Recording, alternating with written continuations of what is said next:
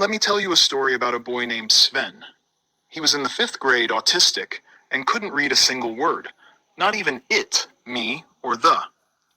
His teachers told his family that he might never learn to read. But with a simple reading program I developed, I taught Sven to read. This story actually begins when my daughter was in the 1st grade. She struggled with reading, and at that time, I didn't understand much about challenged readers. I thought everyone could learn to read, right? But I was wrong. According to the U.S. Department of Education, just last year, 19% of high school students in America graduated without being able to read beyond a 3rd grade level. That's nearly 1 in 5 students, about 500,000 new graduates each year who are considered functionally illiterate. How does someone graduate high school without knowing how to read? It's not because teachers aren't trying. They're doing everything they can. The problem is that the traditional way of teaching reading doesn't work for every student. The National Assessment of Adult Literacy tells us that 85% of juvenile delinquents and 70% of prison inmates in America are functionally illiterate. Illiteracy is the #1 predictor of future criminal behavior. But there is a solution, and here's how it came to be. In my 20s, I moved to Japan to teach English. To do that, I had to learn Japanese, and I was told the best way to start was by learning to read.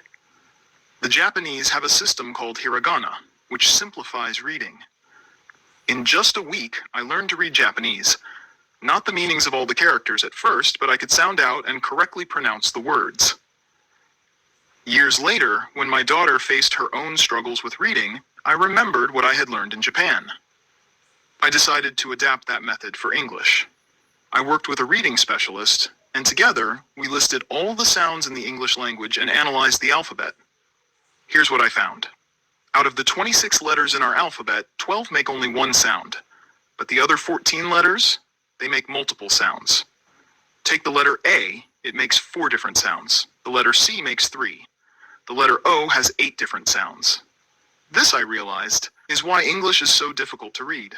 For example, the letter C makes 3 different sounds, as heard in the words cat, face, and ocean.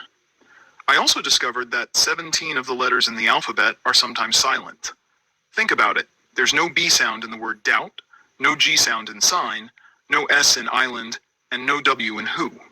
So, I created a system called Nardagani. It highlights all the sounds these 14 letters make. I use symbols underneath the letters to show readers what sound each letter represents. These symbols help guide students in sounding out words. Let me teach you 2 of these symbols. The first one is everyone's favorite. Picture a square as your lips with a line representing your finger. This symbol tells the reader to make the SH sound.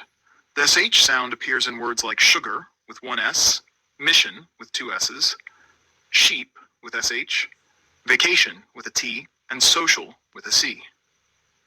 Another symbol, a triangle, represents the OO sound, which can be made in words like move with 1 O, school with 2 O's, flu with an E, and super with a U.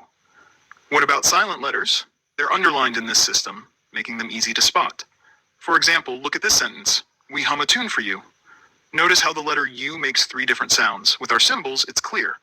Dr. Jeffrey Wilhelm, a distinguished professor of English education at Boise State University and a nationally recognized literacy expert, conducted a teacher research study using our program.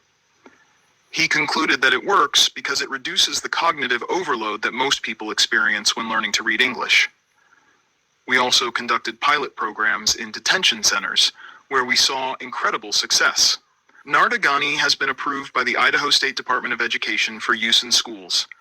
With this system, Sven, the boy who couldn't read a single word, learned to read after just 8 one-hour lessons. He was thrilled to be able to read books coded with our symbols. It was hard at first, Sven said, but as I worked with them, it got easier. Now I'm going on safari. I see seahorses on safari. Wow, I see animals all around me on safari. I did it. Yes, Sven, you did.